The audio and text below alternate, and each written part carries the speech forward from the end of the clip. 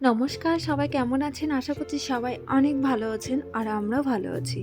তো আজকে আমাদের হঠাৎ প্ল্যান হলো যে আমরা ২ বান্ধবী মিলে একটা জায়গায় বসে খাবো। মানে ছোট্ট একটা পিকনিক, ওই গেট টুগেদার টাইপের। হঠাৎ প্ল্যান হয়েছিল, ও সকালে ফোন করলো, ওর সাথে কথা বলতে বলতেই প্ল্যানটা হলো। তারপরে আজকে হচ্ছে সানডে। সানডে দিনে তো সবার ঘরে একটু স্পেশাল কিছু হয়। তো আমাদেরও আজকে বলল যে মাটন নিয়ে আসবে। তো আমি বললাম তাহলে পোলাও নাহলে বিরিয়ানি কিছু করি। তো বিরিয়ানিটা খুব ভালোবাসে, মানে আমার বরের কথা বলছি, বিরিয়ানি ভীষণ ভালোবাসে। তাই ভাবলাম বিরিয়ানিটাই বানাই। তো যখন বললাম যে বিরিয়ানি বানাই, তো ও বলল ঠিক আছে তাহলে আমি সব কিছু এনে দিচ্ছি। ও গেছে বাজারে আর আমি সেই সুযোগে মশলাগুলো কমপ্লিট করে রাখছি যাতে আসে আর আমি মাংসটা ধুয়ে ফটাফট রান্নাটা করতে পারি। আজকে ঘুম থেকেও মানে উঠেছি লেট করে, আর ও বাজার নিয়ে চলেও এসছে। এই যে মাংসটাকে খুব ভালো করে ধুয়ে নিচ্ছি। ভালো পরিষ্কার থাকে কিন্তু তাও আরেকবার না ধুলে তো হয় না। ওরা একদম ভালো পরিষ্কার করে ধুয়ে টুয়ে দেয়, কিন্তু বাড়িতে নিয়ে এসে একবার হলেও ধুতে হয়। ১-২ বার ধুয়ে নিই আমি, নাহলে একটু ঘেন্না লাগে। এদিকে রান্না চলছে আর ওদের সঙ্গে ফোনে কথা চলছে যে কোথায় বসে আমরা এই গেট টুগেদার পার্টিটা করব। তো আমাদের খাবার নিয়ে মানে যেহেতু আমরা খাবারটা নিয়ে যাব, তো এরকম কোনো জায়গা আমরা এখনো পর্যন্ত পেলাম না। লাস্টে আমাদের ঠিক হলো যে আমরা ওদের বাড়িতে গিয়ে খাবারটা খেয়ে একটু কোথাও ঘুরতে বেরোবো, কারণ কোনো জায়গায় খাবার অ্যালাউ করছে না। এখন যেহেতু সব ঘুরতে আসছে, তো সেই জন্য খাবার আর অ্যালাউ করছে না। যেমন আগে ইকো পার্কে করতো, এখন আর করে না। আগের দিন নিউ মার্কেটে গেছিলাম, তো তখন এই স্ট্রবেরিগুলো নিয়েছিলাম। এগুলো ভালো করে ধুয়ে তারপরে আমি কাঁচের কন্টেনারের মধ্যে ফ্রিজে রাখছি, অনেক দিন ভালো থাকে জানেন।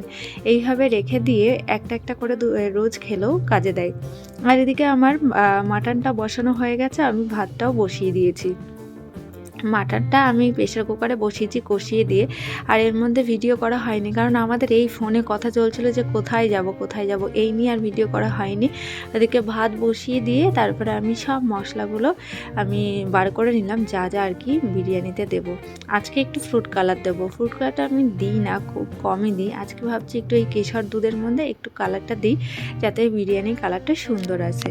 আর ওকে বলেছি যে তুমি লুচি বানাও, আর ও তো চিকেন করবে বললো। আমি বললাম তাহলে চিকেন কষার সাথে লুচিটাই করো, লুচি বা পুরি যেটা খুশি। কারণ ও বলছিল পোলাও করবে, তো আমি বললাম আমি যেহেতু বিরিয়ানি করছি, তুমি আবার পোলাও করবে, দুটোই রাইস হবে, ওর থেকে ভালো তুমি আটার কিছু একটা বানাও। তারপরে ও বললো ঠিক আছে তাহলে আমি পুরি বানাচ্ছি। ও ওইদিকে পুরি আর চিকেন কষা বানাচ্ছে, আর আমার এদিকে বিরিয়ানিটাও কমপ্লিট হয়ে গেছে। এর মধ্যে স্নান পুজো সবই কমপ্লিট হয়ে গেছে, এখন শুধু আমরা বেরোবো। আর এই জন্য আমরা খাবারগুলো এই বক্সের মধ্যে নিয়ে নিচ্ছি। বড় সেরকম কিছু নেই, তাই এই যে বিরিয়ানির যে কন্টেনারগুলো এগুলোর মধ্যে নিচ্ছি। এগুলো না আমি রেখে দিই যখন নিয়ে আসা, মানে বিরিয়ানি নিয়ে আসা হয় বা মিষ্টি টিষ্টি, তো এখন এই কন্টেনারগুলো তাই এগুলো রেখে দিই। এই যে কোথাও যাওয়ার সময় কিছু খাবার নিলে এইগুলো খুব কাজে দেয়, ভীষণ কাজে দেয়। আমি দেখেছি সব বাড়িতেই প্রায় রাখে। আর এই ব্যাগটা আগের দিন নেওয়া হয়েছিল নিউ মার্কেট থেকে, এই ব্যাগের মধ্যে সব খাবারগুলো নিয়েছি। আর নিয়েছি হচ্ছে ওই লেবু, কমলা লেবু। ও সকালবেলা গিয়ে লেবু নিয়ে এসেছিলো, যে আমরা যেহেতু সবাই একসঙ্গে যাব, তো একটু খাওয়ার পরে একটা করে সবাই লেবু খাওয়া যাবে। তো 2 প্যাকেট নিয়ে এসছে, আমি 1 প্যাকেট ঘরে রেখেছি আর 1 প্যাকেট নিয়েছি। এবার সবাই আমরা বেরোবো। সারাকেও রেডি করে দিয়েছি। এবার না ঠান্ডাটা বেশ ভালোই পড়ছে। কিছুদিন আগে একদমই ঠান্ডা ছিল না সেরকম, মানে হালকা কিছু পড়লেই হয়ে যাচ্ছিলো, কিন্তু এখন একটু ভারী কিছু পরতেই, মানে মোটা কিছু পরতেই হচ্ছে। আর চলে এসছে ওদের বাড়িতে, এসে দেখি ও লুচিগুলো ভাজছে, মানে পুরিগুলো। তো আমি একটু লাস্টে হেল্প করলাম কয়েকটা লুচি বেলে দিয়ে, আর ওর অনেকটা ভাজা হয়ে গেছে। তারপর সব খাবারগুলো এক জায়গায় নিয়ে বসলাম। এই হচ্ছে ওর চিকেন কষাটা। চিকেন কষাটা খুব ভালো বানিয়েছিল। পুরি, চিকেন কষা, আর এদিকে বিরিয়ানি, আর সাথে ছিল এই যে সন্দেশ আর রসগোল্লা। সন্দেশ আর রসগোল্লা দাদা নিয়ে এসেছিলো, তা আমি আর আসার সময় নিয়ে আসিনি। ভাবলাম যে থাক পরে অন্য সময় নিয়ে যাব, কারণ গাদা গাদা মিষ্টি নিয়ে গিয়ে লাভ নেই, কারণ ও মিষ্টি খুব একটা ভালোবাসে না। আজকের বিরিয়ানিটা আমি জানি না কার কেমন লেগেছে, তবে আমার খুব ভালো লেগেছিল। আমি না ইদানিং বিরিয়ানি বানানো ভুলেই গেছি বললে চলে। আমাদের খেতে খেতেই প্ল্যান হলো যে তাহলে এখন সন্ধ্যা হয়ে গেছে, এখন আর কোথায় যাব, তাহলে সিটি সেন্টারে যাই। সিটি সেন্টারে চলে এসেছি আমরা, আর শেখার কাছে বাইক মানে স্কুটি পার্কিং করতে। ও স্কুটি পার্কিং আর নাকি করেনি, ওই শুধু পার্কিং বলতে যেখানে পার্কিং থাকে সেখানে আর করেনি। সিটি সেন্টারের সামনে অ্যালাউ করে না, রেখে দিয়েছে ওই যে গাড়িতে পুলিশ লেখা থাকলে না এইসব সুবিধাগুলো একটু পাওয়া যায়। তো আমরা আসার পরে পরেই এই গাড়িগুলোতে ওঠার জন্য দুটো বাচ্চা একদম অস্থির হয়ে যাচ্ছিল। আর আজকে সিটি সেন্টারে ভীষণ ভিড়, কারণ এখানে পৌষ মেলা টাইপের চলছে। তো পিঠের সব রকমের দোকান এখানে দিয়েছে, ওই জন্য এত ভিড় হয়ে আছে। আর গাড়িগুলো আজকে সব অন্য সময় সব গাড়িগুলোই ধরতে গেলে ফাঁকা থাকে, আর আজকে লাইন দিয়ে থাকতে হচ্ছে। তো সারা যে গাড়িটায় উঠেছে সেটা ব্যাটারিটা চেঞ্জ করলো।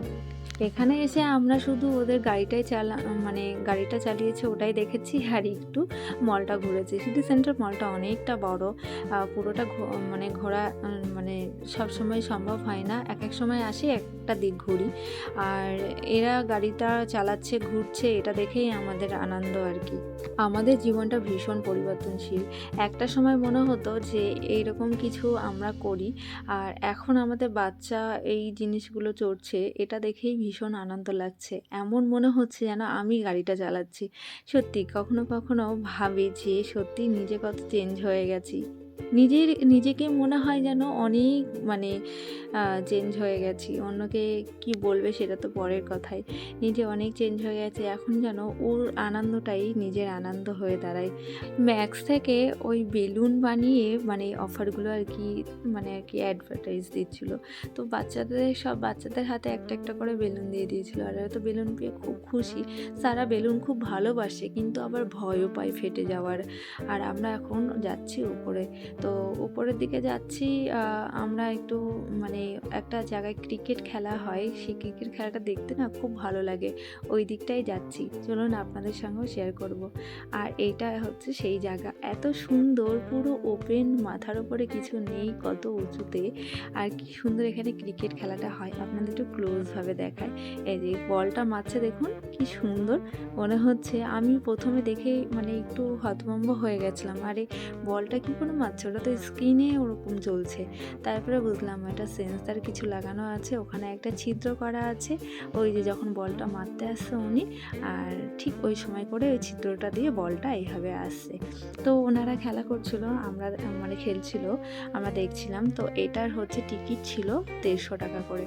শেখর ক্রিকেট খেলতে ভীষণ ভালোবাসে, আমি ওকে অনেকবার বললাম যাও একটু খেলো, আমি জানি তোমার ইচ্ছা হচ্ছে, কিন্তু কিছুতেই খেলো না। বলছে না, হুটহাট করে খেলবো না, কতদিন খেলি না, অভ্যাস একদম নষ্ট হয়ে গেছে।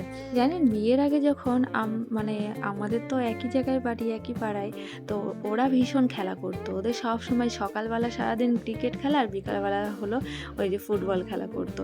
তো যখনই মানে ফোন করতো বলতো আমি এখন খেলা করতে যাচ্ছি, পরে কিন্তু কথা বলবো। তো এরকম আর কি করতো। তো সব সময় আর কি ওর খেলাটা নিয়েই থাকতে আমি দেখতাম, বেশিরভাগই খেলাটা খুব ভালোবাসতো। আমি জানি এখনও ভীষণ মিস করে ওইগুলো, আমিও মিস করি। তবে এখনও আমরা যখন বাড়িতে যাই, যদি সানডে বা স্যাটারডে থাকে, আমাদের ওই পাড়ায় খেলা হয়, সবাই খেলা করে, ও তখন যায়, গিয়ে খেলা করে। আর আমার লাগে বোরিং, ওই জন্য আমার যেতে একদমই ভাল লাগে না, কারণ আমার নিজেরই পাড়া, যেখানে আমার বাপের বাড়ির পাশে, কিন্তু আমি যেতে পারি না। ওই সারাটা দিন ঘরের মধ্যে থাকতে হয়, বা ঘরের মধ্যে থাকলেও বাইরে খুব জোর বেরোলাম, কিন্তু নিজের মানুষগুলো যখন পাশেই থাকে যেতে পারি না। তো সেইটা একটা আলাদা কষ্ট, সেই কষ্টটা কাউকে বোঝাতে পারবো না, যেটা আমি বুঝি। এর মানে এটা নয় যে আমি সংসার জীবনে ভীষণ অসুখী আছি, একদমই তা না। আমি এই দিক থেকে অনেক সুখী আছি, অনেক ভালো আছি। তো আমার কষ্টটা হচ্ছে অন্যরকম, যেটা একদমই কেউ পূরণ করতে পারবে না, সেই জায়গাটা ফাঁকা হয়েই থাকবে। যাই হোক, কিছু করার নেই, এটা হয়তো আমার ভাগ্যেই ছিল, আমি এটাকে আমার ভাগ্য বলে মনে করি। লেখাটা আমার ভাগ্যে লিখেছিল বলেই হয়তো আজকে এরকম।